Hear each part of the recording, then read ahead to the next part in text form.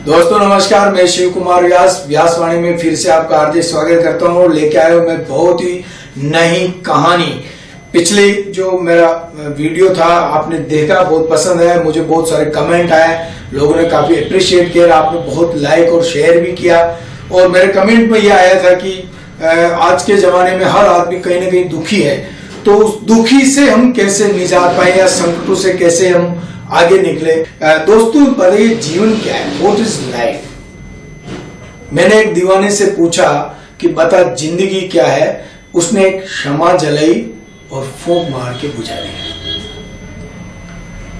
जिंदगी यही है। जिंदगी हमारे ईश्वर की हम अनुपम कृति है।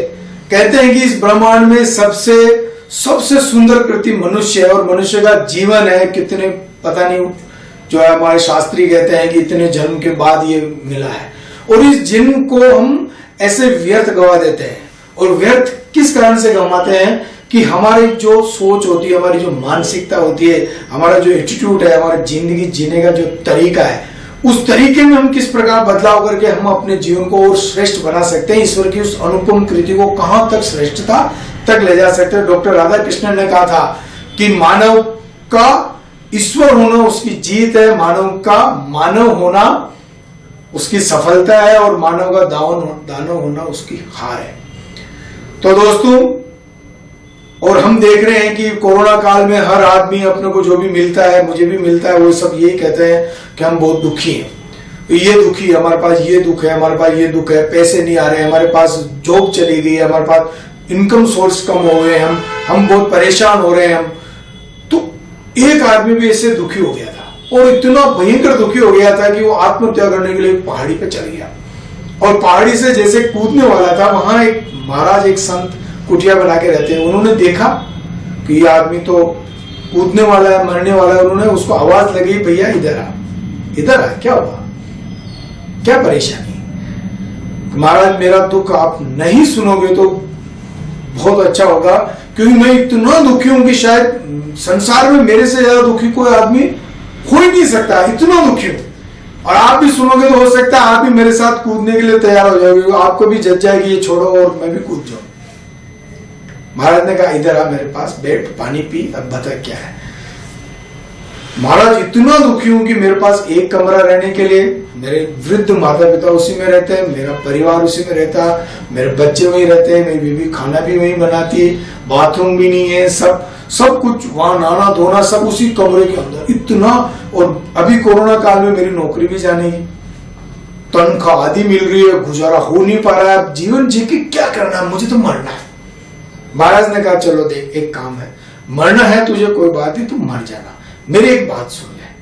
7 दिन तक मैं तुझे कुछ उपाय बताऊंगा, थोड़े थोड़े उपाय बताऊंगा, वो अगर तू कर लेगा तो 7 दिन बाद तेरी सारी परेशानियां, सारे दुख, सारे संकट खत्म हो जाएंगे। उस आदमी ने सोचा कि ये महाराज है, संत है, सिद्धि होगी इनके पास, कोई ना कोई मंत्र होगा, ताबीज होगा, जिससे हो सकता है मेरे संकट खत्म हो जाए, और मरना तो ही है, देख लेते हैं 7 दिन के लिए कोशिश करने में क्या जा रहा है, नहीं तो 7 दिन बाद पहाड़ी कहां जाने वाली, कूदना तो ही है।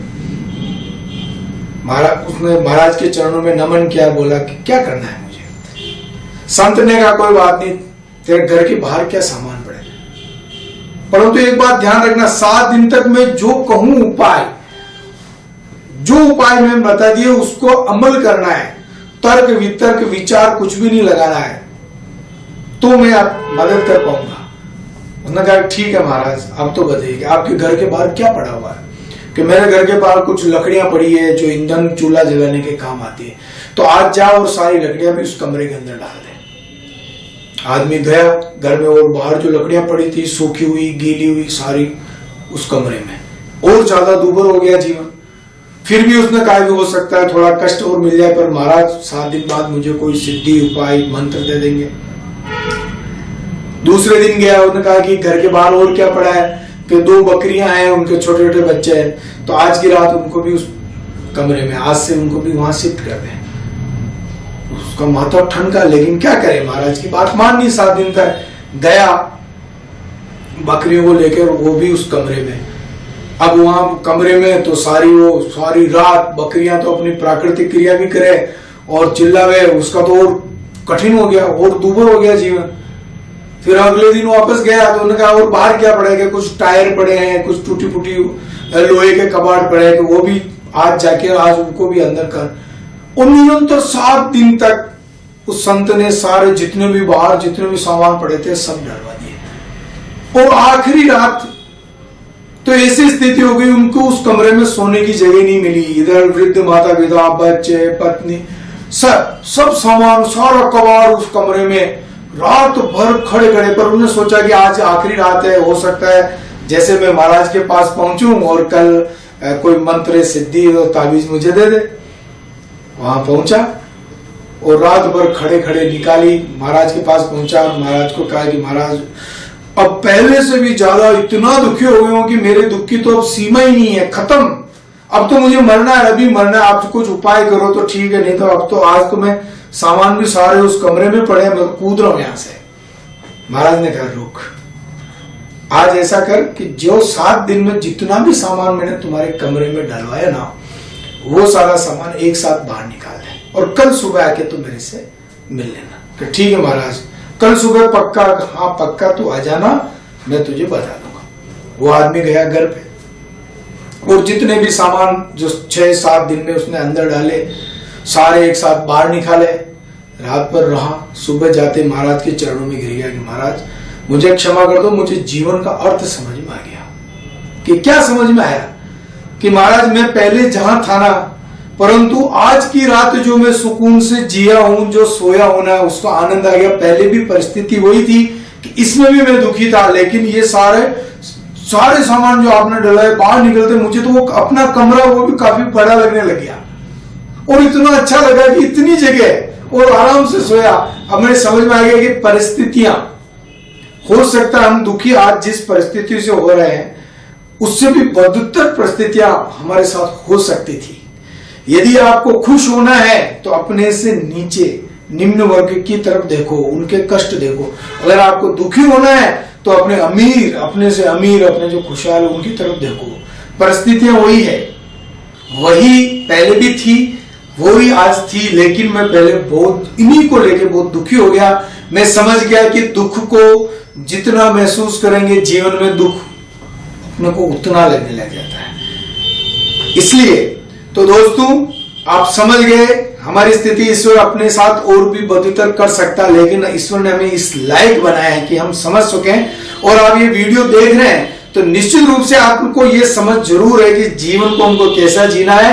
नजर को बदल दो, नजारे बदल जाएंगे, सोच को बदल दो, सितारे बदल जाएंगे। कश्ती को बदलने से कुछ नहीं होगा हासिल, धारा को बदल दो, किनारे बदल जाएंगे।